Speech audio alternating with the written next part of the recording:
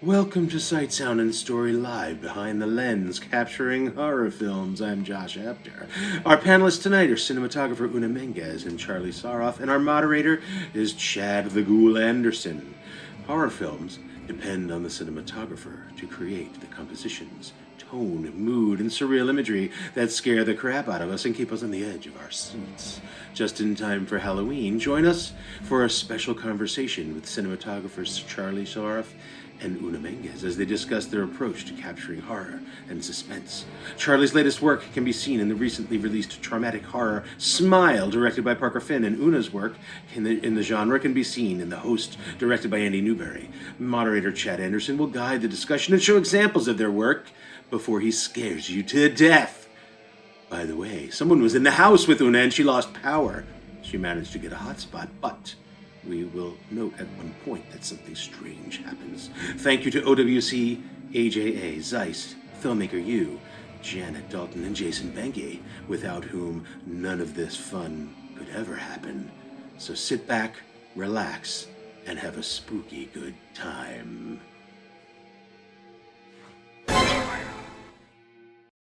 Hello, everybody. Welcome to Sight, Sound, and Story. We are going to talk about the art of cinematography. We have two exciting, fantastic guests for us. Cinematographers Charlie Sarroff, who is Melbourne-born from Australia, now living in Los Angeles. He has worked on a number of films and television shows, and most recently has worked on the terrifyingly scary movie that I just saw, Smile, which gave me nightmares because I'm a bit of a wimp about that. And he's also worked on The Relic, as well as a number of other projects in documentary, in film, in television, etc. And also Oona Menges is coming to us from London, and she has worked on the noir almost style film The Host, as well as a number of other projects, including Dirty Pretty Things. And she's worked in the camera departments as well as being a DP herself. We're excited to have both of them. This particular Sight, Sound, and Story presentation is going to be talking about cinematography, talking about cameras, talking about lenses, talking about the image, talking about how things look and how cinematographers work. But also, since it is October, we are going to be talking about scary movies. So we are going to take a look at the trailers from Smile. We're going to take a look at the trailer from The Host, and we're going to talk about working in the genre of horror as a cinematographer, which is kind of exciting because there's some interesting and playful things we can do with horror and the image. So I'm going to say thank you to both my guests for being here today. Charlie and Oona, welcome. Thank you so much for being here and participating in this event. We're going to ask you a whole bunch of questions, and hopefully we'll have a good conversation. Thank you. Thanks for having us. Yeah, thanks. Great. Nice to meet you. So I guess, my foremost question, my introductory question really is, since this is, it is the Halloween time, it is October, and we're, my children are starting to dress up as scary things and trying to scare each other. In terms of approaching horror movies and thriller movies, when you think about the image and you think about the look and you think about the style and the approach, everything from how the camera moves to how the image is composed, are there things you work through to kind of get a sense of scary, to approach fear or, distress in your creation or your composition of your image? Charlie, I'll start with you if I may. Yeah, sure. No, good question. I think whether you're shooting a horror, or a drama, or a comedy, I feel like the approach can be quite similar from project to project. It's just about breaking it down and finding like what is the essence of what we need to tell scene by scene, and then what is the overarching story, and where do we begin and where do we end, and then just trying to figure out the language and all the little elements along the way to provoke whatever feeling it is. And in the terms of horror, things that come to mind is like what do we want the audience to see in that moment, what do we not want them to see, and then what tools can be used for that. Like, is it light, shadow, is different type of lensing, figuring out the pace, like at what moment do we want some sort of a scare to happen, or do we want the audience to feel like there's a scare coming but it isn't. And it's just really working things like that out with the director and other departments. So like in terms of there being like a specific thing with horror, like I think, yeah, sure, that's you are playing with pacing a lot, and it's really talking that out. And whether it's, in pre-production or even in pre-pre, where it's just the director and yourself sitting there scribbling notes down and trying to figure out, okay, the camera's in this position at that point, but then we pan around to reveal something. Like all of that sort of stuff happens in prep. And again, I think it is similar for other genres as well, because you do also want to try and purvey those feelings in different ways for different things. But bringing it back to horror, like light and shadow is a huge part of it, and figuring out where that's going to be, once you've seen the locations or built them, and pacing. And a lot of that is the editor as well. Like the director and the editor will be there after the fact, and they will also, you'll shoot things in a certain way quite often where you have pacing in mind, and then you get to see a cut and you're like, whoa, I have to give a lot of credit to the editor and the director sitting there with them, like as well. Like they might come up with something new that we've shot from a different angle, and they've put it in at a point where you're like, bravo, like, that it's collaboration. But as far as I think that, hopefully that kind of answers your question. It's really just prep and discussions and, working out, like, lensing is a huge part of it, is like, you're going to have a different feeling going telephoto to being like wide and close. And I know the horror films I've done, we've usually opted for wider lenses. And then, in order to be able to like have an impact at a certain point, you might change that up and go telephoto for like 1 or 2 times throughout the film. So it's figuring out those sorts of beats, I guess. And then, and back to lighting again, that's a huge part of it. Like, is color going to provoke some sort of a feeling? Is it like, is there a certain color that means something? Or, how dark do we want to let things go? Sometimes being really bright is just as scary, like, just as scary, and allowing, a lot in, and having the audience feel very vulnerable, because it's, it's the sort of environment it is. You can kind of contradict it. Finding those contradictions is important as well. So lots of different tools. I don't know if there's like a one size fits all approach to it, but these are all things you think about when you go in. So following up on that, do you sense that when you're in production and you're doing it and you do a take and you have a shot, can you sense it? Can you sense like, oh, that's going to be scary? Like, that's going to be like, are there moments there that you're like, I got it? Sometimes, especially with the jump scary stuff, when all the crew are sitting around monitors and they scream and laugh, and when you got it, then you might be like playback, and then something happens. Like, I know in Smile there's the case of Sosie Bacon, who plays Rose, as she's at the laptop and she leans back, and there's a figure there and things like that. Had to do that a few times, obviously, to get the timing right. But when it works and you play back and you've got different departments like makeup and all that going, like, I think that, and that's fun.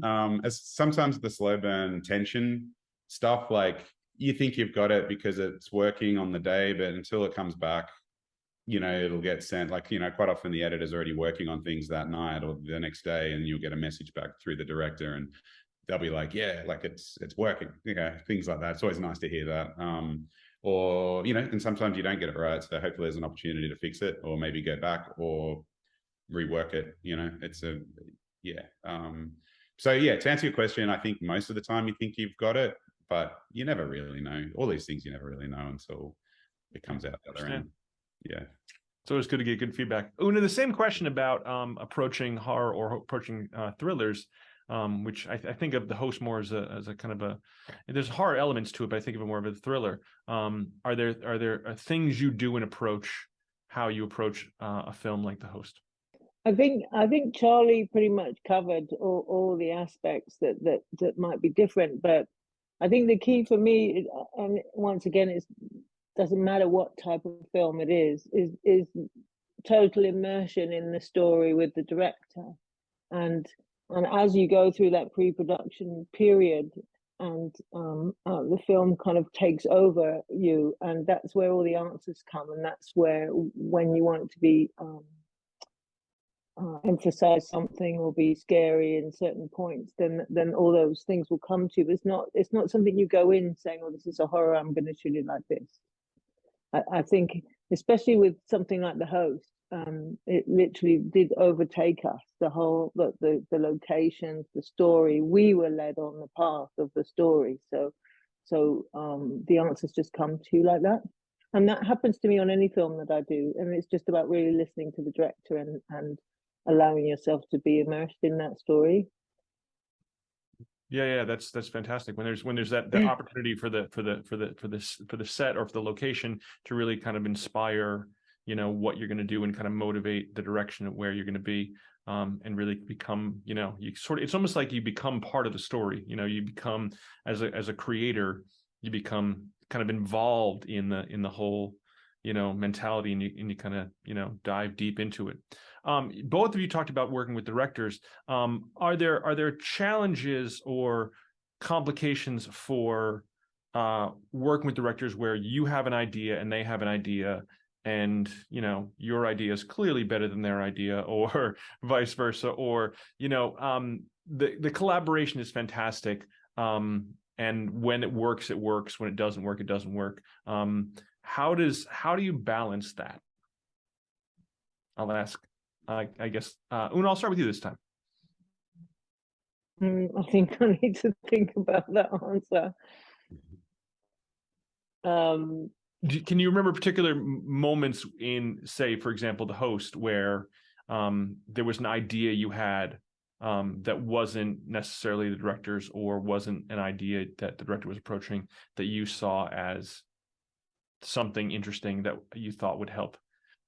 So in The Host, I had a really close relationship with Andy, the director, and we were on the same page. And so I was in a position where I made lots of suggestions that were adopted and were part of the film, which is what happens on any film when you're in a good relationship with the director. And what ended up happening is we build on each other, so you bring something and it's wonderful, and then you use it again in a different way or something like that, and that's hopefully how it is. I mean, I have worked on films where I'm completely in the opposite frame of mind with the director, and that's a real challenge and not really a lot of fun. Sure. But they're the director at the end of the day, so you have to get very good at negotiating, I think, and try and think 2 steps ahead of them, so that you can kind of try and put them in the position where you want them to be. Absolutely. Charlie, what are your thoughts?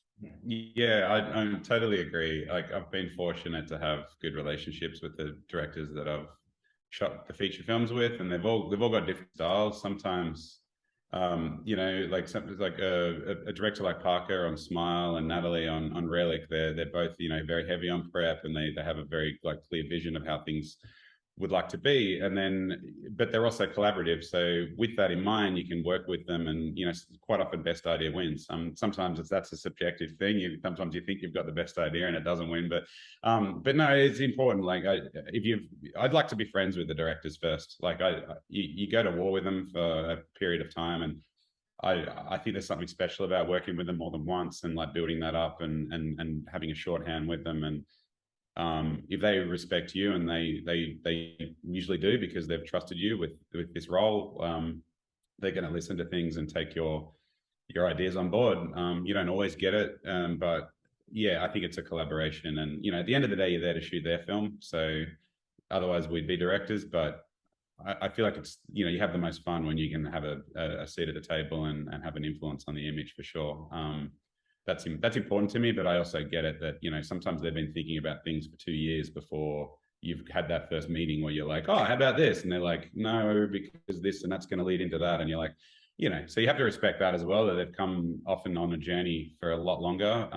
So once you've caught up and you're in that world with them, if you can trade ideas and get a lot of them on screen, that's awesome. That's our job. It's like trying to make their ideas even better and more visual and all that sort of stuff.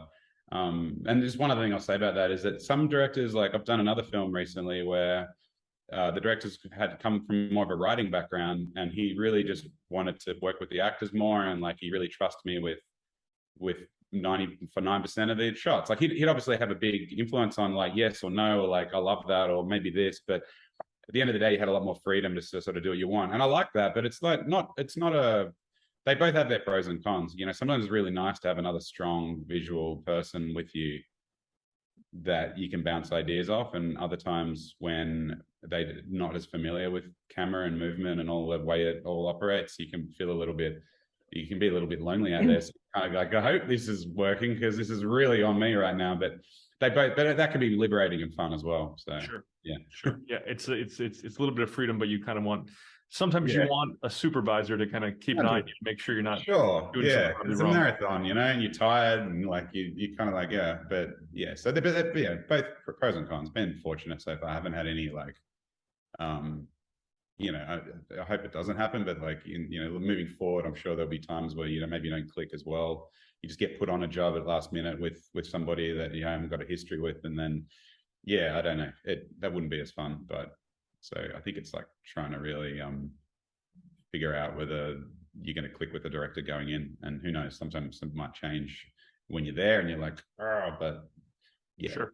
If we could screen each other in a way where it's flawless, that would be great. But yeah. So in terms there's some sorry. Go ahead, Oona. Yes, absolutely. Just some funny stories. I mean, I remember Gavin Finney when I just finished a film with this director that always, if I wanted to put the shot by the window, he wanted to put it against the wall, and every single shot. Gavin Finney said to me afterwards, he said, it doesn't matter who thinks it's their idea, as long as you get your own way. And then when you speak to Seamus McGarvey and stuff, he talks about putting light stands before a rehearsal. He'll put lots of light stands, have them left in the dark bit of the room or wherever he doesn't want the shot to be, so they kind of naturally go and rehearse by the window, so they kind of manipulating things behind the scenes before, so it's quite yeah, it's a very clever psychological negotiation kind of. It's kind of you're playing with someone's it works, but no. But hopefully that we don't have to do that, because hopefully we're always lucky and that we're in a proper collaboration with people that then it's just a joy. Yeah, it's almost it's a familial relationship. It's almost when you hit a point where you're on set with a group of people who they're all thinking the same thing and they all know how everything operates, and it's like you're raising a family together. You're kind of working in a house together. You're all on the same page. Yeah, like a marriage sometimes. Yeah. So in terms of the approach of, you talked about pre-production, both you talked about it. I'm always curious about going from when I watch a film and I see a director who understands the cinematography and a talented cinematographer, how much the storyboards or how storyboards played into the shots. When it was, I know, for example, Spielberg is really big on storyboards, and a number of directors are big on storyboards. And some will say, hey, this is how the film is going to look, and this is how it's going to be, and there is no deviation from that whatsoever. And then some have a little bit more freedom to let the cinematographer say, yeah, the storyboard was okay, but let's try it this way and let's approach this. What is your relationships, either in these films or just in general, been with storyboards as a motivating or driving factor? Charlie? Yeah, sure. So usually my experience with storyboards, and I'm sure there'll be lots of different experiences in the future where maybe something is boarded out in its entirety, but the main experience I have is like for sequences like where there's going to be a lot of VFX, or there's going to be prosthetics or stunts or more of a complicated sequence. The directors I've worked with would tend to lean into them then. Maybe it's also due to time and budget and stuff as to why everything isn't completely boarded out. Like I think Parker probably would want things to be a little bit more boarded out going in. But in our case with Smile, we only had certain scenes that were a little bit more complicated, or that really where VFX and maybe even different production design elements really needed to all be on the same page. And I find it really useful for that, because then we are all on the same page. I don't, like, me personally, I'd prefer not to go in with like storyboards for everything. Just, it's a personal thing. I'll respect it if that's the case, but that we need to. But I kind of like being able to have an idea of like the different shots. Like nothing wrong with the shot list or whatever, but like I love being able to be not as glued to something and maybe find something in the moment if there is time, or if something isn't quite working. You can change it up. And that's not to say you can't with storyboards, and quite often people will, but it does maybe make you a little bit more like, I guess an example is like I do quite a lot of commercials, and it's nearly always storyboarded because it comes through to an agency, and then it comes to the production company, and then to people like myself. And it's a little bit harder to move because you've got the agency and the client sitting there, and they know exactly what shots are on. Sure, there's often time to be able to mix things up a little bit, but you do feel like you've been given a template and you're just there to execute that. Whereas I think a lot of magic can happen on set and in the moment. So I prefer, yeah. I mean, but they can be super helpful. Like, especially if you're not quite understanding a sequence that might play out with VFX or something, and then you see it and you're like, oh, I see exactly what you're talking about now. And then, you know, hopefully that can be a discussion beforehand where you're like, I see how it's boarded this way, but if we went left instead of right, like, how about that? And then, you know, it can actually help a creative discussion as opposed to starting from scratch. So I don't know. I guess my experience with them is like they're valuable, but not always. And hopefully even when they are valuable, there is a little bit of flexibility. But yeah. Oona, what are your thoughts about storyboards? Well, much the same. I think Charlie's basically said it all. I mean, for me, storyboards are a means to break something down that seems too big for lots of people to hold at once. Maybe there might be a big stunt, there might be prosthetics, it might be a director that just needs to know that he's got the scene. Producers might want to know and have input and know what you're going to come up with because we're putting a lot of money into something. And all the different elements like prosthetics, like stunts, like understanding what our limitations are and how we can do this within a budget or something. On the whole, for instance, on the host, we didn't have any storyboard, and we have shot lists. So depending on what that storyboard's been made for, if it's for a big stunt, for instance, you know, you can't really, you can, of course you can deviate from anything, as long as you're getting the essence of the beats in the can, that's what counts. And hopefully with the storyboard, you'll put even more in the can, and then the editor will have even more choice and the flexibility to change it later if they find something better. Sure. But often it'll be because of some limit, like a stunt or something, where we need to know what angle we're coming at it from because of other things that we can't show, or safety or something like that. So on the host, we just had shot lists, and they could be quite vague and they can be thrown out. But you know, once again, it's like, it's even in life, when there's a really big problem, conundrum you have, you know, often then you don't know where to start. The way to start is to break it down, and that's where a storyboard or a shot list works. Yeah. And then when you get there through that process, even for people that have only just come on for dailies or something, they've got that and they understand where we're at. So it puts them in a place of knowing, and then you can throw it out because you're also intimately aware of and understand the limits of what you're doing. Then you're able to spin on a dime and completely change it if something goes wrong, or someone's had a better idea. So it's kind of about reassurance, understanding, we're all on the same page, connection between departments. What do you mean the left foot? We want the right foot. Or, you know, I thought it was a top shot, or, you know, that kind of. Yeah. So I feel the same as Charlie. Basically, they're there as a kind of a backup, and in some cases they're essential. But usually it's on much bigger jobs, or where there's something very big on a small job, and we don't have enough money, so we have to be very careful that we've got everything, every element in the can within the day to shoot the day. You know, like, you've only got a day to do this. Let's be really careful we get the bits we absolutely need.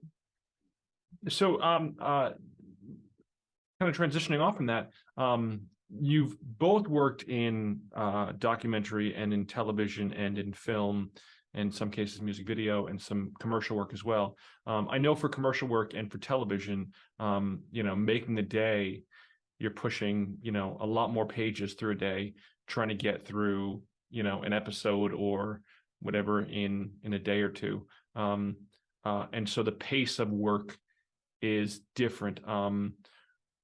Is there a preference for either of you? Is there a preference for, you know, what you choose, what you enjoy more in terms of working, or is it just approaching it from different mindset? Charlie? Sure.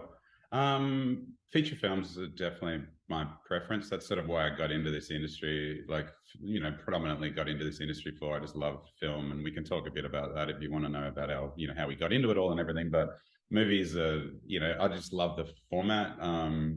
It's long enough to tell a cool story if it's done right, but you kind of get in, you get out, you get a snapshot. Like, full disclosure, I actually haven't shot any TV episodes. I've worked on, as a second AC in Melbourne and everything, I've been a part of it, but I haven't done a series yet. I would, you know, but I think features are definitely the main passion. But that said, I do love short form projects as well, because they're good to, usually you're quite exhausted after a film. From, you know, my sort of limited experience with it, it's like, you know, when you come out of it, you're like, don't know if I want to jump straight onto another one right now. I wouldn't mind a little reset, and commercials can be great for that. You know, I'm not as passionate about them, but they're in, you know, they're a good training ground. You get to use quite a lot of good tools, and you get to try new things. And I think you get quite good at being able to tell a story in a small amount of time, and you become efficient, and the crews can be great. So yeah, I do like commercials as a bit of a mixer, to do, you know, as an in-between thing. And I do love music videos as well, but quite often they're a labor of love. I've never really done the huge ones where you can kind of and even then they're still, from what I hear, like you know, they can be extremely long days and quite grueling, but they are fun because you can do whatever you want, especially if you have a bit more creative freedom, and you don't have like a big label artist. Some maybe more of a mid-tier kind of, like, that are willing to trust you a bit more, and you're mainly dealing with the band and their manager, and they're like, they love the director's work, so they're like, just do whatever you do, and that can be amazing because it's an experimental playground. And you don't necessarily have to, unless it's like a music video that has like a narrative to it. Sometimes they're more of a video art piece, and you can just try different things, and there's no rules, and there's lots of get out of jail free cards, because, you know, you might do something that doesn't quite work, but you know that you can just cut something else in, and it doesn't necessarily need to make sense. So I know it's almost like the anti-narrative in a way, where like feature films aren't like that, but so it's a good fresh thing to be able to go and do and have fun with, and maybe test a lens out on, or test some technique out on, that you could bring back to features later. So yeah, I mean, I hope that answers your question. I think features are number one for me, but then in between that, I like doing some short form things, and it's like a palate cleanser almost, you know, kind of. Yeah, I think so. Yeah. Oona, if I can ask you the same question about working in TV versus film, and some of the differences of emotion that you have approaching into it. Yeah, and music videos and commercials. I don't really shoot commercials. I haven't really shot commercials, and that's my least favorite. I used to love working on music videos, and I've done a few as a DP, because they are so much fun. Television, I like the same. If it's a kind of a higher budget television program, then it's just the same as doing a film, really. Just more story to deal with and think about. It's very hard doing, you know, 10 pages a day on television. Yes. That just becomes, you know, can be sometimes really exhausting and no fun, because how do you keep that standard up and that level up with that page count? So it can be grueling, but still really rewarding. My favorite is film. But I'm about to do a TV series that's, you know, it's 5 pages a day, it's 5 days a week for 8 weeks, and for me that feels like a film. I can immerse myself in that just as well as I could a feature film. Right. And I'm also working on directing a documentary series that I'll shoot as well. That'll go on for quite a long time, and that's soul food. You know, it's content that I really care about. We're just blessed to work in this industry and do what we do, you know. Every time we go on a different job, there's a different thing driving you and getting you out of bed and happy to get out of bed every morning. Yeah, it's never boring, you know. It's always something. It's exciting because it's something new, and it's something, you know, there's a new chance to work on something different. And since you brought that up, Oona, to talk about from your background, you kind of, I imagine that you kind of got introduced to this from your family. Your family, your father was a DP, was a cinematographer, and a number of your relatives, siblings, are directors, and your brother's director, I believe. What was it like growing up in a family that was kind of in these art forms, from where you came from? Well, it's only my brother that's in the industry, and he's really talented documentary filmmaker, by the way. And my father is still a cinematographer. I think he wouldn't like the past tense. I'm sorry. Yes, he's still a cinematographer. No, it's fine. It's fine. I mean, actually, what was really interesting, my mother was a model and a very political person, and she was friends with all these Magnum photographers. So when we grew up, she was kind of pinching Cartier-Bresson photographs out of the bin in the dark rooms, and we had them hanging all over the house, and so we had all these influences of and war photographers and journalists and stuff like that, and they were very. I mean, I think times have changed a lot, but photojournalism and documentary filmmakers were really revered, and were given the budgets then to make really important stories. And my father was a documentary filmmaker for many years before he moved into feature films. So it was about giving people a voice, and it was about kind of touching people's hearts. It was a medium to do that. It was art. It feels a lot more commercial now, and they're not so interested in giving the budgets. It feels like, maybe I'm cynical. So the discussion was about the art form and how to get emotion and get story and through the lens to people, how to be kind of zen with your photography, if that makes any sense. So I mean, I wanted to be a vet, and then I found out I had to spend 7 years in university and threw that idea out. But I fell into film work by being a runner because I just needed a job when I was a teenager. And then just got bitten by the bug. I became a clapper loader, and I was being flown around the world and doing different documentaries in amazing places, and what's not to fall in love with there. So it was a really privileged experience, because even though we were poor, actually, where I lived with my mother, it was 6 kids, single mother most of the time. We had a really rich life in discussion and exposure to art and what was important in life. So I hope that answers your question. No, that does. I'm thinking about the fact that for documentary, we mentioned before that the idea of, when you're working with a crew, you are kind of becoming invested in each other's lives as you're kind of, deep in with these people there. But for documentary, it is almost another level of becoming, these are normal, regular people who are not in film and not in things, and you're invested in them emotionally now, because you are talking about some important issue or some important content that really resonates, and now you have to it's you develop this care of now I care about people who I didn't know last year, and I'm in part of their lives. Yeah, and this raises a really important question, and I think it's partly why Ken Loach actually started making feature film.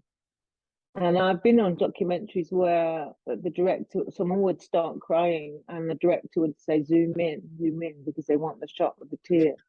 And you just look over your shoulder at the director, like, what kind of person are you? That like cut them open and show their grief, kind of thing. Obviously, that wasn't all the time, but so it raises a question. I mean, as a young clapper loader or camera assistant, I got to learn about lives that I never would have. The door would never have been open to, and that is really enriching and informative and informs who I am now. But the other side of it is that if you're making a living, often through people's trauma or grief or something that's happened, there's problem in that, you know, there's hypocrisy in that, like this director wanting to zoom in on someone crying. Yeah. But yeah. Yeah. So I think that's why Ken Loach took the stance he has, where he can tell a story just as powerfully, and he does it in a documentary fashion. But he's not actually feeling like he's abusing someone or, you know, making a living off someone. Yeah. Yeah, you want to try to, you know, have some level of you know, a nobility in the idea, you know. Otherwise, you kind of drift into this idea of almost what, you know, now is reality television of, you know, can we make this melodrama out of someone's by tormenting someone's personal life, and forcing people to cry, which is not a good thing. But let me go back a little bit to, well, let me pause for a second, because I do want to show the trailers for both Smile and for the host. So if I may, I'm gonna roll these. We can start with, I guess we can start with Smile, and we can roll the trailer for this. I do want to show you the trailer. Amazing. I do have a question that's been bothering me, and we talked about this when we talked about storyboards, or we talked about working with the director. The establishing shots that are 360 pan or the spin upside down, you have shots from a lot of different weird angles. Where did that come from? I think like Parker and we talked about it's basically essentially the protagonist Rose is like, her life's falling apart, and she's you know, she's becoming very mentally ill, or there's this perception of that, and we just really wanted to show different ways of conveying that. And, you know, like her essentially sounds pretty basic, but her world is turning upside down. So, you know, things like that. I think one of them might have even been an edit choice. There's a couple. I know the opening shot, that was something we told our drone up, like we want all these skewed angles and go upside down and just get as weird and kind of crazy as you can with like shooting. It was downtown Newark, actually, in the surrounding area in New Jersey. As for some of the others, there were edit choices, to be honest. I was like obviously involved in the discussion about how to try and, you know, get a different feeling with the drone shots. But I know one of the car ones for a fact was an edit choice. They flipped it up, you know, in post. So I can't really, you know, for better or worse or whatever, I'm not going to say that was a strong idea I had at the time. We shot it upright. But there is a couple though. There was definitely a couple that we knew that we were going to be traveling, and then, you know, it's not in the trailer, but like I know some of them invert, and that was a plan. But yeah, at least one of them I know was just something that, as I said earlier, like you go in with a plan and you want to capture some sort of an emotion, but then the director's there with the editor and they have other ideas, and, you know, and sometimes they can make you look good or bad. Yeah, there's some really fascinating angles that I remember from like looking at the window when she's in the hospital, looking at the window, and some of those really obscure angles that are kind of just jarring. And it really works. Something I can speak to the people might find interesting about it is that and this is my first studio film, and the whole process, I'm not sure if you'd read or aware of this, but it was meant to be a streamer. It was just going to go to Paramount Plus when we took it on, and it tested very well, and they decided to take a theatrical, which I'm like over the moon about, and it's just really cool to see people going into the cinema. And it's, you know, that stuff's a dream come true, just like to entertain and have people come into a cinema and enjoy it, and have a lot of people talk about it being a good experience in the theater and all that sort of stuff. But yeah, it wasn't meant to be. But it was actually called something else. It wasn't called Smile. And it's been really interesting seeing the marketing team and take it on and create something that can help bring people into cinemas. So in some ways, I feel like I'm you know, I don't want people to take this the wrong way, like I'm disappointed in the trailer or anything. It's not that at all. It's more just interesting to see that there's been a lot of comments about, oh, I thought it was going to be about this, but then I went there and I was pleasantly surprised. Like, obviously there's elements of things like smiles and all of that sort of stuff. It's definitely there, but it is a little bit different. And when all this sort of happened and they gave away that jump scare at the end, like, and they changed the name of the film, we were all a bit like, okay, what's going on here?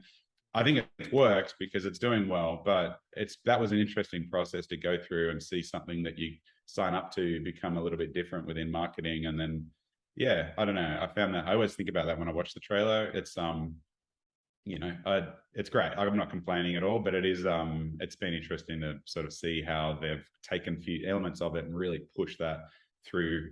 I guess just learning more about the economics of it all has been fascinating. Yeah, a whole other world, the whole beast. Yeah.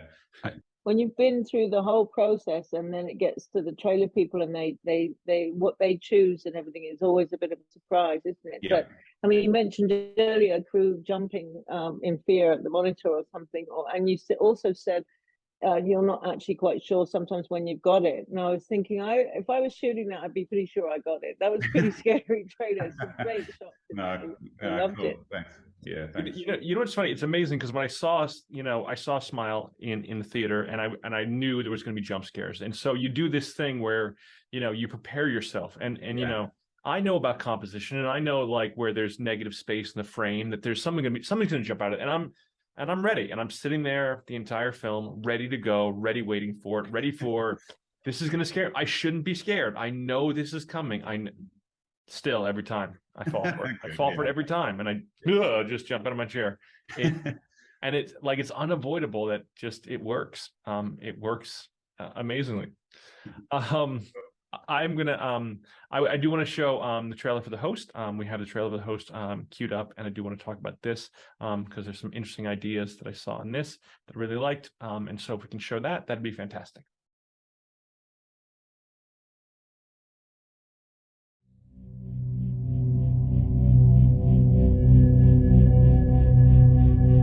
This is a very unusual and very disturbing case.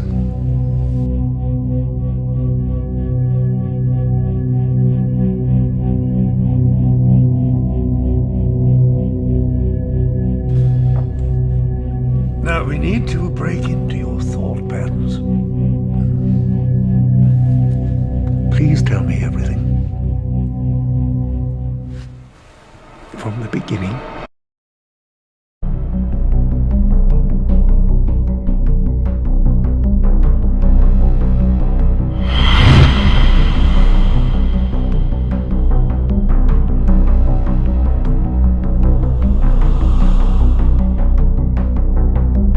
I think you could be brilliant if you put your mind to it.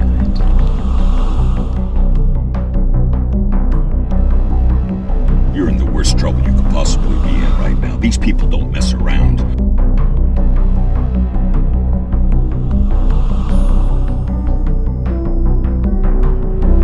I love that you can almost see the layers of its history, like a kaleidoscope. But it isn't about history or family or love or... It's about the only certainty we have in life.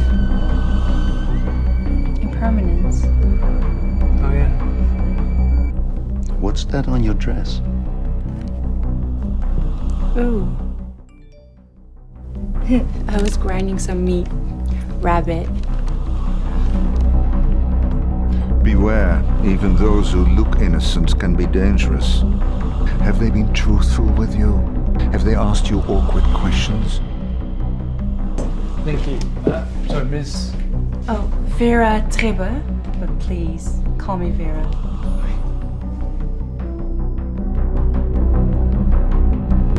Don't allow any more strangers to come here.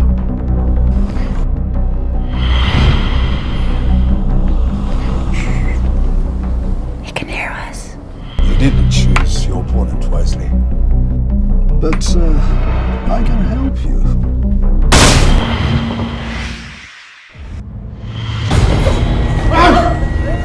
Where's Robert? I know he's here.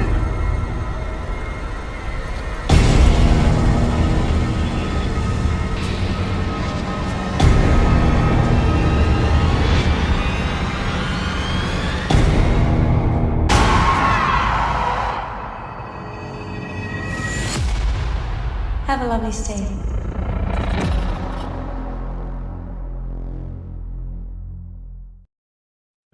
Fascinating. Yeah.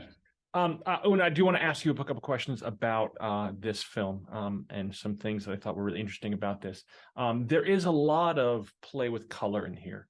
There's a lot of colored lights, and the pool scene for particular is very bluish green, and there's a lot of play with light in here. How did you approach Really this? atmospheric. The wonderful thing about this film was that so the script is basically, it's a remake of Psycho. Sure. Yeah. And so, although I was encouraged not to rewatch Psycho before it, it was very clever in how you think the audience thinks they're going into one thing, but then it's another thing, and every step of the story it swivels on a dime. So this man had gotten himself into trouble with triads, and it was a very glittery, wealthy life that they were in, and Zach, the producer, was very much into that, wanting to feel that rich, lush color of the gold gambling dens and things like that.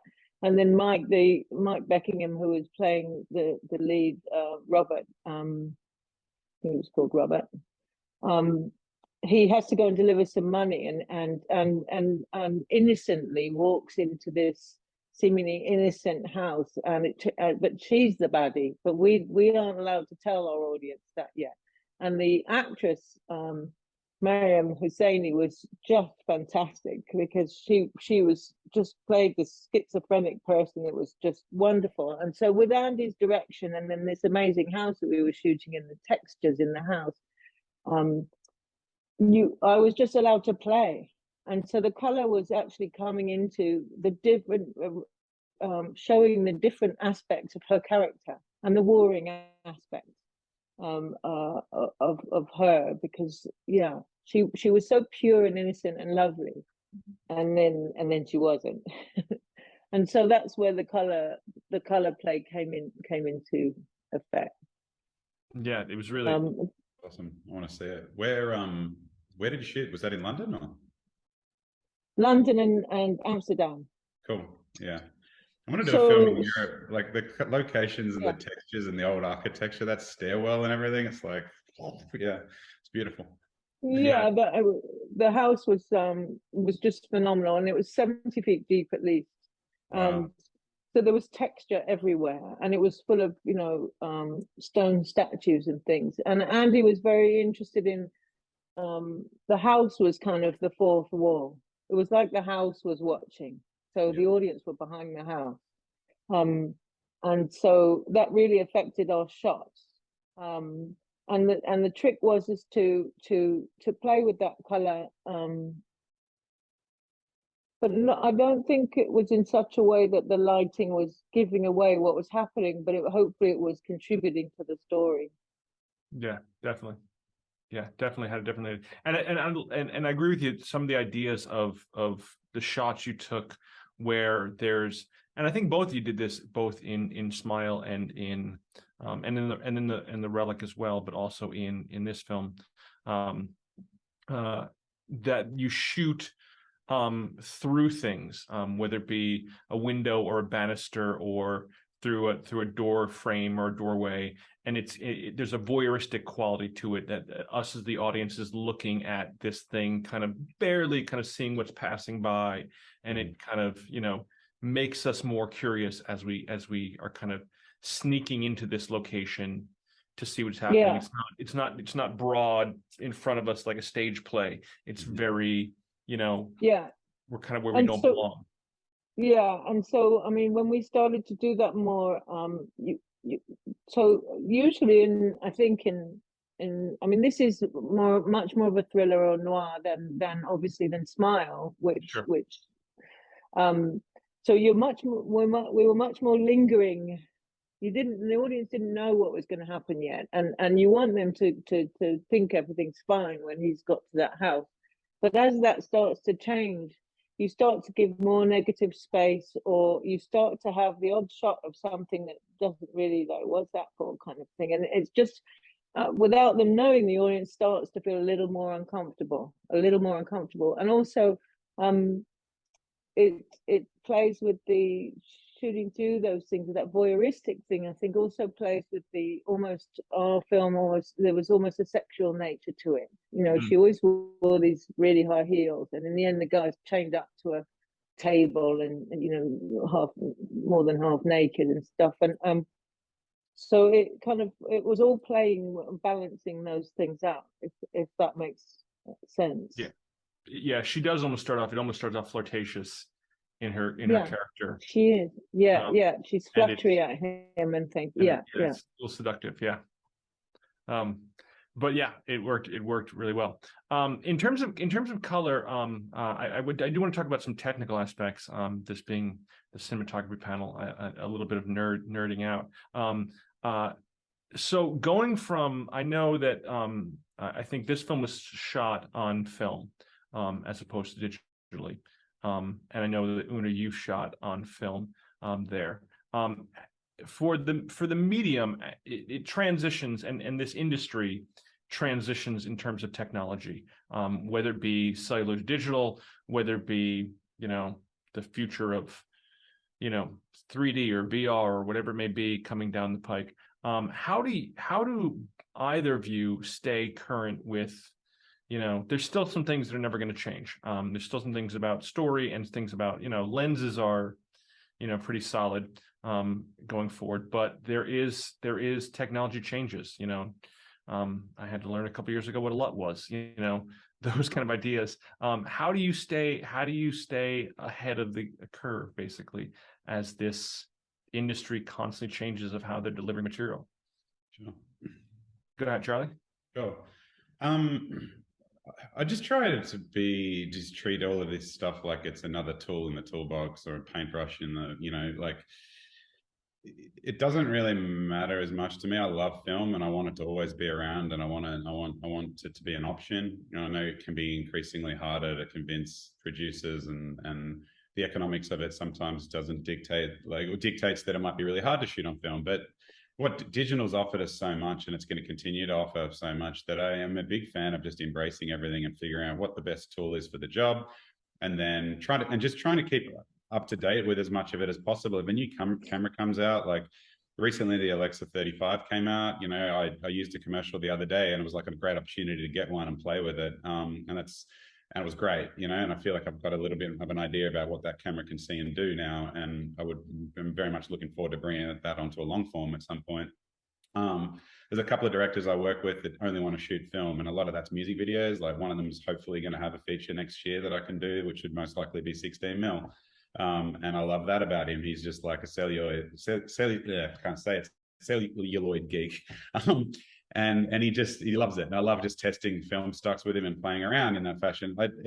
It's just about kind of getting your hands on it and learning. You can always go to rental houses and they'll offer up, like, if you've got a relationship with them, you can go in there and test lenses and cameras and sort of play around there. And but like one thing I can talk about with Smile is, like, I'm a big fan of mixing older and new technology. Like if you're shooting film and you're on modern LED lights with like DMX boards, and you can you have all this control, and then you mix it with something like film, I think it's an amazing outcome. You know, the flexibility you can have with lighting on film is great. With Smile, we opted to go down a large format route, and we shot on the Alexa 65. And I can talk a little bit about why. It wasn't sort of for the sake of it. You know, I know it wasn't like a film like The Revenant or something like that, where we're up in the snow and you need, you know, you want to capture crazy detail in wide vistas and things like that. But what we did do is we laser printed to film and rescanned it. Photocam here in Los Angeles have a technique that we're really fortunate. We actually had our colorist David Cole is a amazing colorist that worked on Batman and Dune and films like that recently that went down that process, and we really liked it. And when we found out that Smile was going to go theatrical, we were able to sell it into Paramount, and it was just this extra element of like giving the image a little bit of life. And it wasn't about just mimicking film grain and like making it look like film. It was sort of something else. It was like bringing something older technology and merging it with new, and then to create something new, and using both to find somewhere in between that isn't going to look like you've just sort of layered a film plug-in over digital. it isn't going to look like film, but it has its own effect. Like it's essentially gone to film, you've rescanned it, and that's what's been projected, and it just did nice things to skin and to roll off and to the color and stuff like that. And there's all these different ways that you can manipulate that. We chose to go to a very clean internegative stock because we shot on the Alexa 65, we didn't want to then go, hey, we shot on this large clean camera and we didn't want to make it look like a gritty 35 or 16 mil image. That would have been a bit sort of weird for us. We didn't really want to advertise the fact that we've gone to film. We wanted to be more of a subconscious thing, but you can, if you want, advertise the fact you've gone to film and do all these different things later and go to these different stocks and rescan. And so, yeah, I just think it's amazing that we have all these tools.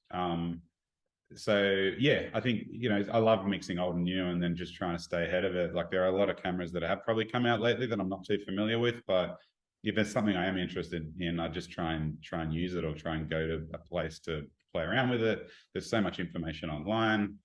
Lenses are a huge part, as you say, like that's like as important as choosing a film stock or something. Like, it's kind of getting a sense of what they all do. And again, music videos and even commercials, I think are a great playground for that, because you can test them out on maybe a one-day shoot and then go, that's what they did. So maybe on the feature film, I'll put them into the equation. So yeah.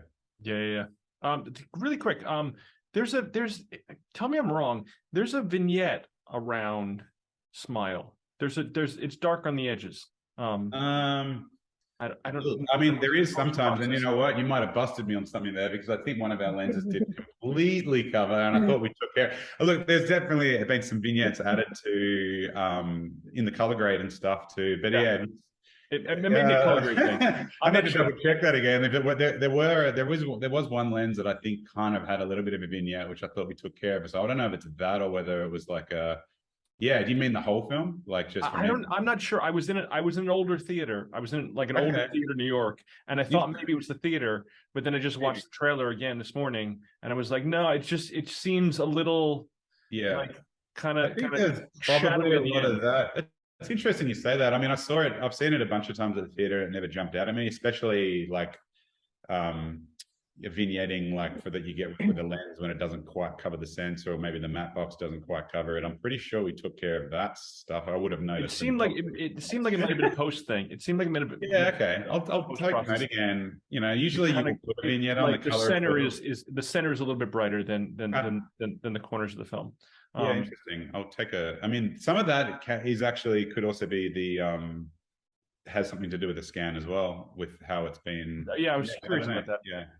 I'm doing another little chat with Dave, the colorist, in a week's time. I might check in on that and watch it again beforehand and see if yeah. Just curious.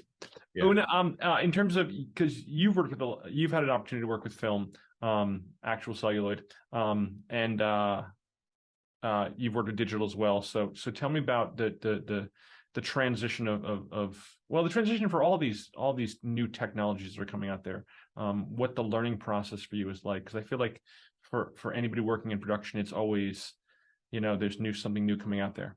I think for me, going on to digital was the thing to do is to just treat it like it's film. I still use a light meter, so that my relationships are still in the same place. And then when you do get back to film, it's not so frightening because you're still doing it the same way. And somehow I think I like that, because it keeps me still in that place with my relations to my stops and things like that. It makes sense rather than pushing everything. Obviously, we can do things we couldn't do with less now. In terms of equipment and keeping on top of it, I'm not sure that I do keep on top of it. I try. I go to Camerimage. I just was with Dado for a week doing some lighting work, demonstrations with him. What will happen is I discover something, or someone will talk about something, or I'll be on a job and discover something, and then the next job or something, it's like a seed has been planted, and then it will germinate, and the next one will say, oh my God, that and this go together, and I found some magic happening. So with Jacob Bellinger's CLRS light reflective light system.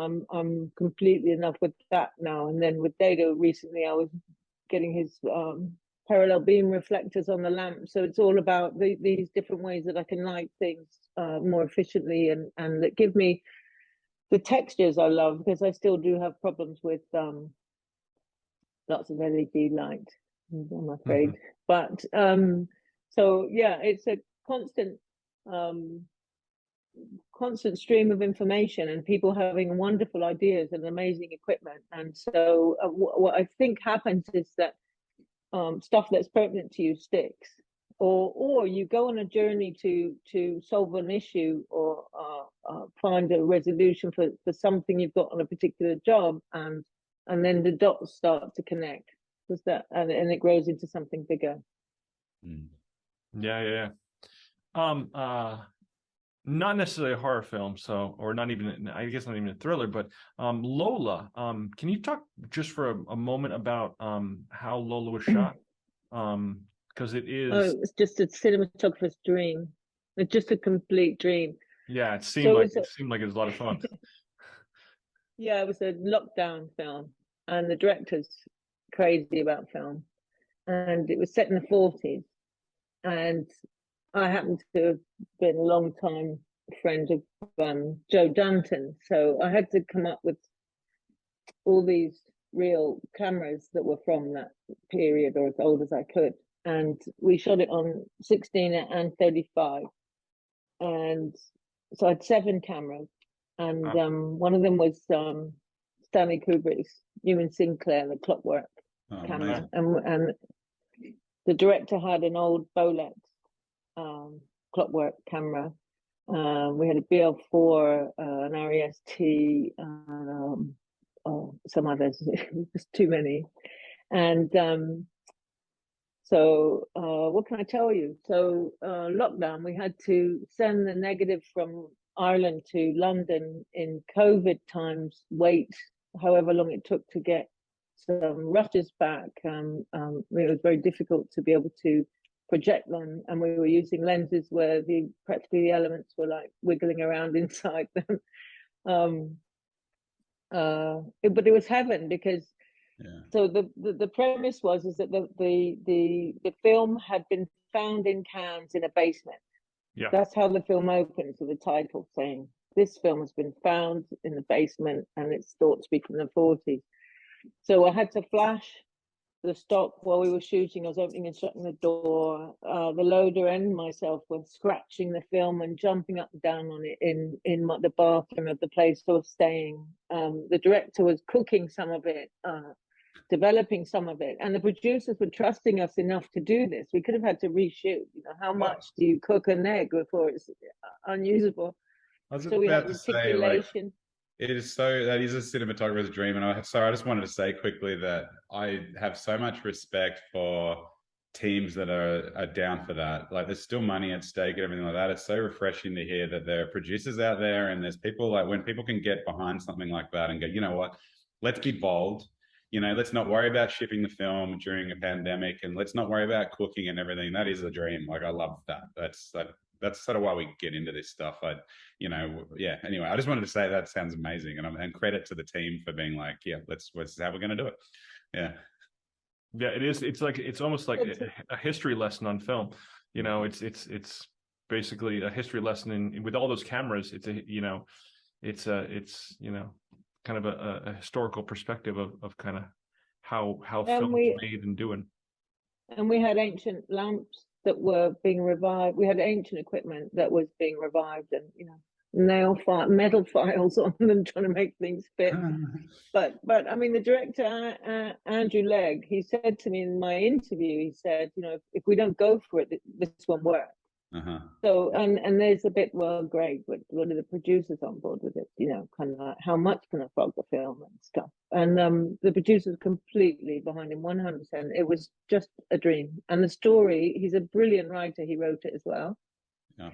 And that was his first feature film, and I just really look forward to more, because he's someone who really has a lot to say and has a huge heart in what he has to say. So he's someone to watch for sure. Cool. So were reshoots? Were reshoots necessary? No. No. There was one shot where he said I got a bit carried away opening the door, but we'd already had earlier takes. Okay, that was a bit too much. I think that's the only one I heard. I just like getting into opening and shutting the door, and it was just beautiful, you know, and you're seeing the white of the flashing kind of doing this on the frame. Yeah. Or where we were scratching, we were literally, the loader and I would like throwing rolls of film on the floor and jumping on them and smacking them and trying to make sparkle and things like that. So it's everything that as a loader I was taught not to do. We were doing. Yeah. Hilarious. It's like a horror film in production of, you know, all the mistakes that could possibly go wrong. Yeah. But I don't want it to sound like none of this was done with care. It was actually, we were actually really careful. We did a lot of testing. And so it was, how much can we fog it and how much, you know, can we scratch it and things while it's still usable and stuff. The only thing that wasn't really, I think, tested, but Andrew was very experienced in cooking legs, was the cooking of the leg. You know, I mean, reticulation, we knew what that looked like. So it didn't matter how much he cooked it, if that makes sense, because we knew. And actually, funnily enough, with all the cameras and the old lenses that we had, the one that became the hero, the one that we loved, was the lens on his Bolex. Yeah, right. Yeah. That became our hero that we tried to kind of emulate with everything else. You know, it's you know, you can make an analogy between, you know, the differences between shooting in a studio and shooting on location, in that you know, location provides things that you would never get in a studio. You know, there's just sometimes, you know, you talked about the architecture in London, there's things you would never get in a studio. With these old cameras, you know, there's some things that, you know, modern technology and processing and plugins and filters and effects, you know, you just can't, it's almost like you can't replicate the look of an old Bolex. You know, and some of these old, you know, cooking and eggs and stuff, these old process, it just looks, you know, it's, you know, unimitatable. You should have seen the focus pullers' faces though when they went into prep. It was hilarious. Because lots of the crew now, you know, they've not seen these cameras. They don't, you know, we actually found crew that did know film cameras, but still, these are like major antiques, right? In terms of, I wanted to ask Charlie, I want you to a question about I thought it was interesting in Smile and in Relic towards the end, not to give any spoilers away, but in Smile and Relic towards the end, in both circumstances, you take advantage of this technique of using what seems like, and I'm sure there's more, but what seems like a single light source. In Relic, it's the flashlight. In Smile, there's the oil lamp that she's carrying around. How do you pull that off? How do you pull that off and manage that amount of light? Various degrees of success and fear. I don't know. I mean, yeah, no, good question. I mean, usually you just lean into, I mean, that is one of the benefits of digital sensors, like, you know, and as much like, you know, as I said, I love it all, and like I hope to do films on film in the future and like and all that sort of stuff. But you can push these cameras a little bit further with things like that. That said, there's still a way to do it on film. People always did, you know. But I do find that you can kind of start with the basic source, whether it is just a flashlight or a lantern, and really kind of go from there. Whether the lantern might be like a double wick thing. In this case of Smile, we weren't really allowed to have fire in the lantern, and that was going to heat up and be dangerous. So it is like, it's, you know, LEDs are doing it, and in Relic, you know, it's flashlights and things like that. But generally you lean into that source. But then, all right, so something I did in Relic, which I remember, you know, to get a little bit more fill light on Emily and Bella, we're walking around and I'm handheld with them in the corridors. There's three light sources. Well, there's two light sources and a little technique I found quite useful. There's the flashlight. We did have some overhead ambient lights rigged up above, just very muted. And that I think that if you can do that and you find a base and then you come in on top of that, then it's really helpful, because then you've got a bit of control to see a little bit more depth. You can always bring it up and down later in the grade, but I think it's important to like have something else there, unless being pitch black is like what the story dictates. But it's generally just building a little bit of a base, coming in with the light source that they're usually like, that that they're holding in the case of both of these films. But then, yeah, something I did in Relic was I wore like a white sheet around my body, because then they're getting quite close, and they would shine the flashlight around, and it would come across the white sheet and bounce back on off them. And that's that technique used quite a bit. Like people might like, depending on what the shot is, it's been pretty common that people will put beadboards or silver reflection or gold reflection, whatever it is that they can kind of shine towards, and then it'll bounce back. And I think even if they're into complete darkness, but they're walking in and out of that, so it doesn't have to be consistent. But I found that quite useful. Yeah, and then in Smile, we were just following little flickering tubes around with us, like fire tubes. So when Rose was walking around in that location, we would have someone from our G&E to our gaffer Joel did a great job with this, and quite often the best boy would be just walking around, and it'd take a bit of time, we'd have to really figure it out, like where the lantern was going to be and when, because we wanted it to be kind of natural as much as possible. I don't feel like we got it always right, but there are, for the most part, if she's holding the lantern up, we've got someone off camera holding this flashlight up and just trying to mimic what it's doing to get a little bit more, because that light source wasn't enough to get an image. So yeah, I guess it's just with testing came into it. Both of these films we didn't have a huge amount of time to test, so you are kind of you kind of going in a little, with some ideas, but you just hope they work. And yeah, I think that was kind of, again, with Smile, we built in a little bit of ambience as well here and there. There's a bit of moonlight creaking in. We did the house at the end. There is some windows, so we wanted to in the background of shots, if there was just a little bit of that kind of greeny blue moonlight seeping in, it just helps separate, with separation and things like that. But yeah, it's funny. They both of those films actually have similar kind of third acts in a way, where things get extremely dark and you have the characters with a one light source. It's funny how that kind of played out that way. Yeah. So in terms of that, for both the host and for Relic and Smile and for these other films, there is this nature of trying to have, and I think for Smile particularly, it starts out relatively, there's a lot of daytime scenes. There's a lot of, suburban happy, and then it drifts towards darker and darker and darker and darker and darker. Whereas other horror films would be dark the entire time. How do you balance that in terms of, there will be points at which this is too dark. Yeah, this might work in a theater. This might work on a fantastic projector in a theater, but when this goes to video and this goes to TV, it'll just be pitch black and no one will see anything for the next 4 minutes. Is there a point at which you pull back from that, where you say, certain scenes are just, we're doing this, it's just not working? Is that one for me? Sure. Sorry, I can. Something that comes to mind with Relic in particular.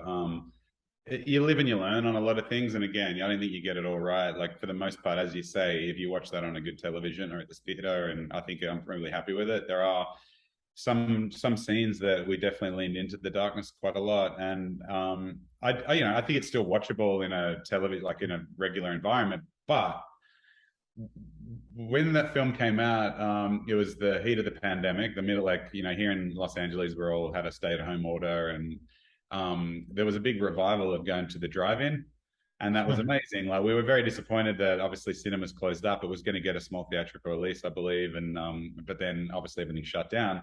So we were really happy to see that it was going to drive-ins, and I was super excited to go and see it at a drive-in. And I went here in Los Angeles, and it was just I wanted to kind of give everyone their money back. I felt guilty. I felt here, I'm sorry about that. There's all these people, the economy's shut down and they're all trying to get a bit of reprieve and go to a movie. Sure. And yet there was light pollution on the screen. There was a full moon that night.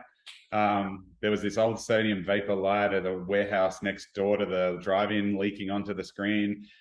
I don't know whether it matters that much. People just wanted to get out of their house and everything. But no, you're right. It was, story beats were lost because it's dark, and in that environment, it didn't work. That's the reality. I stand by that. And most people were cool about it, though. I was actually kind of intrigued about how people were talking about it, and there was a lot. So I'd look at some comments going, "Yeah, I went to see Relic at the drive-in, but I have to see." Instead of saying it was horrible, I couldn't see it, and a lot of them were like, "I think I need to watch it again because I missed some." So people were quite sure. they understood. Most of 99% of them understood they were at a drive-in and it was a horror film and there wasn't really the environment for it. If we had known, like, we probably would have been able to do like a grade for it, much like you do grades for different formats. Like, you know, you have your theatrical, you have your 709 television kind of grade, you have your Dolby now and HDR grades. I think, you know, we could have done something for the drive-in, but we didn't know. It was all just a quick thing. They pivoted that way. So yeah, you're right. Finding a balance is important. I think moving forward, I've got a little bit more experience now with thinking ahead of building in maybe a little bit of a buffer. If you're shooting digital, like you mentioned LUTs before, LUTs become an important tool for a lot of different reasons. But one of the things that you can do is like maybe have your colorist build in a little bit of a base, like a half stop or a full stop of exposure there. So you're essentially overexposing on set, but no one knows, doesn't look like it. And you can come back to a little bit of a get out of jail, you know, like, oh, you lost a bit too much there. And you can go back to the file and there's actually a stop more of light, which might sort of save you. I think moving forward, I will play with that a little bit if it's a very dark film. That said, I just like you want to be bold in that too. And I think like hearing what Oona did with Lola, that's amazing to me. Like I think approaching a film like that is awesome as well. Just owning it and going in with an approach, and I think the results are usually going to be like amazing if everyone's on the same page and you go for it. I think being bold is important. So I don't want to like approach things like and be too conservative with like, oh, we need to save a bit of light there, we need to do a bit there. You know, it's a balance. Sure. Because otherwise, I think things could end up being quite boring if you just be really safe. Sure, absolutely. And then people get used to that too. They get used to seeing safe. So then you come back into the color later and you want to be a bit more bold, and you know, people can get a bit nervous about that too. So then that causes more discussions and everything. I think if you're just like upfront from the start and you're like, no, it's going to be dark and this is how we're going to play it. Yeah. One more thing I'll just say quickly though is I think with like what could have helped even at the drive-in with something like Relic and some of the dark scenes there is just having a little bit more of a point of contrast, like coming in with like a little bit more of a harder light source somewhere, and that your eye can get drawn to. It's a little bit more forgiving then for everything to be dark, whether it's, you know, just little things you learn, and it's always going to be different. Yeah, I'm not saying it's right or wrong, but it's funny that you brought that question. Speaks to me a lot because I was kind of close to that result during that period, and I was a bit like, oh, okay, cool, it's interesting stuff. Yeah, it gets tricky. We have you know, in my home we have you know, blankets over the windows because the curtains just don't make it dark enough. And if we watch anything if we watch a scary movie during the afternoon, it's really hard. Yeah, it's the same in here too. I got the TV here with all these windows and stuff, and I don't even have proper blinds for them, so I don't really try not to watch too much during the day. It's hard. You really do need to and the lights off and embrace it. Yeah, it's tricky. Oona, the same idea. In doing these films, are there points at which you know that the brightness, or you know, you're trying to do something moody or you're trying to do something dark, and it's just too much, and it's not hitting right? No. Charlie touched on it for me. You can't have black without having some energy in there, some white, some silver.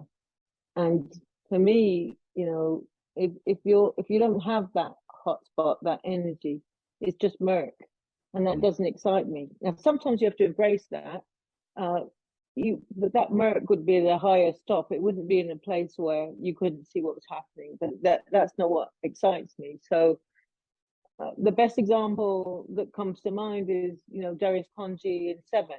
Morgan Freeman's in a corridor and it's pitch black, but there's a little bit of reflection somewhere, or there'll be a bit of light on a cheekbone or something, and it'll be a white and black, and that's what does it. And so in the host, in the cellar, actually there were a lot of reasons why I had to hide the set, and we followed the actors around with a tube, because I wanted it to be black and silver, but a green silver, and that gave us the energy of both that high contrast, right? And became kind of quite sexy in a way. But you know what Charlie's talking about, what happened to him in the drive-through, you know, this happens. You can go to some obscure theater in the middle of the backwoods and they don't know what they're doing, and your film's not being projected the way that you shot it, right? So if it's in the negative, then and you can't control what happens in screenings in different Sure. places where, you know, theoretically that projectionist in the drive-through should have cranked up that light so that it was able to be visible with all the pollution and everything. Yeah. But that's, you can't. I mean, one screening I was at recently of a film I did, the emergency exit lights were so bright they were making light pollution. It's really upsetting. It's, you know, you want to go around with a roll of ND and kind of ND them all before the film starts. Yeah, so I think that's what gets me moving anyway, or what gets me excited when I'm behind the eyepiece is when I have that contrast. You know, it can be a tiny little bit, but then the blacks go black, and then it looks sexy, and then I'm excited and I'm happy. Yeah, absolutely.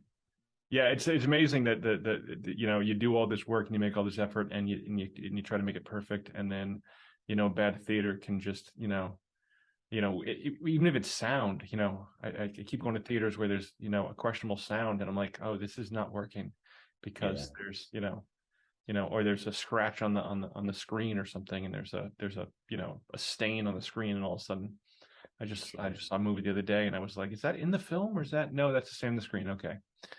Step away. I saw that screening, it was a year or so ago, and it was on film, and you could tell that whoever was projecting it wasn't experienced, and I happened to be with a lot of elderly cameramen, and they were all bowling up to the projection room and trying to get in so that they could reset the projector. It's great. It's fantastic. You know, trying to tell the projectionist how look, that's out of focus, and this is wrong, and that's wrong, and the gate's incorrectly, and yeah, it's great. That's awesome. I want to end with one more question, and this is kind of outside of the topic, not really outside the topic, but more in the theme there. And this is kind of a wild card. In terms of film, maybe in terms of ideas approaching, since we are approaching Halloween and since we are talking about scary movies, what scares you? In terms of film, but maybe in just terms of story. I know you're gonna have to challenge yourself to come up with an idea. What do you know that you say this is going to be scary in terms of things you're experiencing in terms of story? Charlie? Yeah, I think I know what you're asking, and I can speak to it. It actually is quite easy because both of the horror films I've done recently are about mental illness and sickness and losing your mind, and that scares me. So I can, like, in both of these cases, one is like a metaphor for dementia and Alzheimer's, and another is a bit more of a metaphor for trauma and intergenerational kind of trauma and things like that. So both of those things are scary, especially the first one, you know, because I've experienced that within my own family. And Natalie Erica James, the director, also, it was an influence from things she'd gone through as well. So the horror's there, and I think that it's kind of easy to take on something like that when it has a real human feel to it. Like, you know, there are a lot of horrors out there, and I love it all. I love like all genres and everything, and I can get behind a slasher if it's just for the sake of like it. But you know, if it's just about some psychopath for no particular reason running around and it's like gore porn, like cool, like maybe I'd be into shooting something like that. But I'm more into doing horror that has more of a human element to it. And yeah, in both of these cases, they were both terrifying things for me. So it was kind of easier to kind of get behind them. But is that sort of what you meant? Was it more of the thematic stuff? Or, yeah, cool. Yeah, I mean, in terms of, it's interesting you say that, because in terms of Relic, I thought about it when I was watching Relic. We got through like 2/3 of the film, and I said, you know, if there's not a horror element to this, this could just be a family drama. You know, this could just be a family, you know, mental illness, you know, which seems like Alzheimer's, you know, based drama.